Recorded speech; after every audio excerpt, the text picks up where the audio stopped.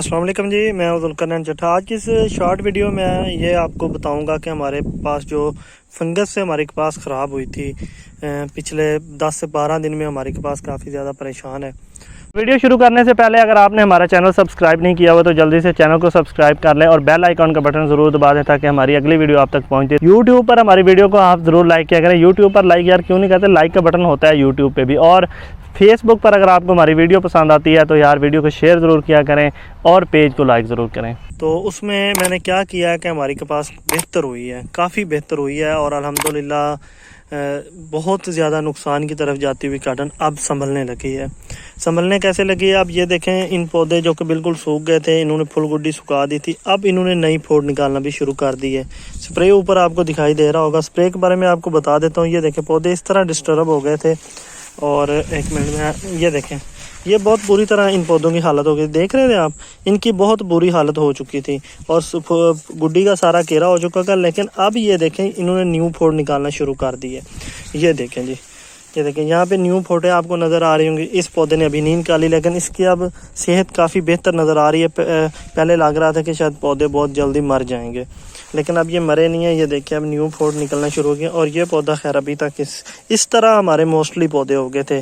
अभी इस तरह के कुछ पौधे हैं।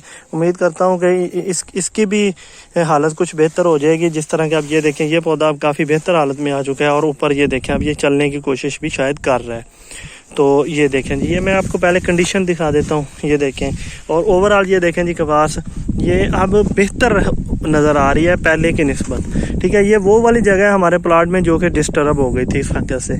अब हमने यहाँ पे किया क्या है, एक तो हमने फंगस का यहाँ पे स्प्रे किया है और दूसरा इसके अलावा हमने फंगस का इंट्राकॉल, बायर का जो है इंट्राकॉल, वो हमने स्प्रे किया है। और इसके अलावा जो मैंने फ्लड करवाया है वो copper oxychloride 1 kilo copper oxychloride flood करवाया है और साथ में इंट्राकॉल का स्प्रे करवाया है। तो मुझे ऐसे दिखाई दे रहा है कि एक तो ये मसला जो कि बड़ी तेज़ी के साथ अल्लाह ना करे बढ़ रहा था, वो ना सिर्फ रुका है बल्कि रुकने के साथ हमारे पौधों ने अब थोड़ा बहुत कोशिश शुरू की है संभलने की, चलने की।